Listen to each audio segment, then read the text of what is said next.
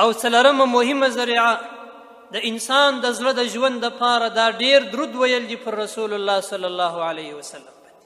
قرآن کریم کې الله عز وجل د درود په باره کې موږ تاسو ته فرمایي ان الله وملائکته یصلون علی النبی.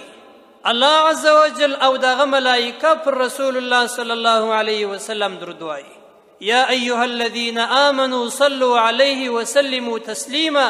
ای مؤمنانو تاسو هم پر رسول الله صلی الله علیه وسلم باندې درود و سلام وایست. د دې آیات کریمه په باره کې علامه ابن کثیر رحمت الله علیه فرمایي، غټ محدث او مفسر دی، وایي په دې آیات کریمه کې اشاره ده د رسول الله صلی الله علیه وسلم د شان او مرتبه او لوړوالي ته. د مبارک علیه السلام ډېر لوړ شان دی، د رسول علیه السلام ډېره لوړه مرتبه ده چې الله عز وجل او د هغه ملک هم پر رسول علیه السلام درود وایي. دا اشاره و دې ته ده چې ټول امت مسلمه باید پر رسول الله صلی الله علیه وسلم باندې درود ووایي. او د درود ویلو په ذریعه الله عز وجل پر دغه انسان باندې لس رحمتونه نازلوي. هر وار چې درود وایي لس رحمت الله عز وجل پر تا باندې کوي. حدیث کریمه شاهد دی.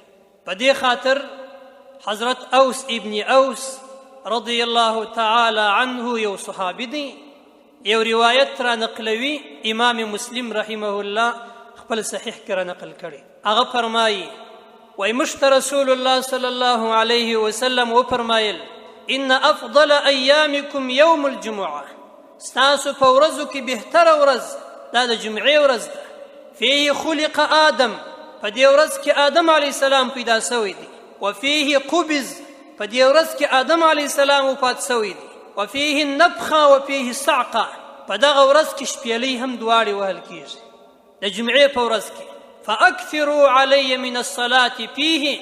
مبارک علیه السلام نو په دې ورځ کې تاسو پر ما باندې ډېر درود وایست. فإن صلاتکم معروضة علی. دا ستاسې درود ویل پر ما باندې عرضیږي، ملایکه یې راته راوړي. کله چې دا خبر رسول الله صلی الله علیه وسلم کوي، صحابه کرام ورته وایي یا رسول الله وکیف تعرض صلاتنا علیک وقد ارمت. زموږ درود به څنګه تا ته رسیږي ای د الله رسوله، ته به خاورې سوی یې.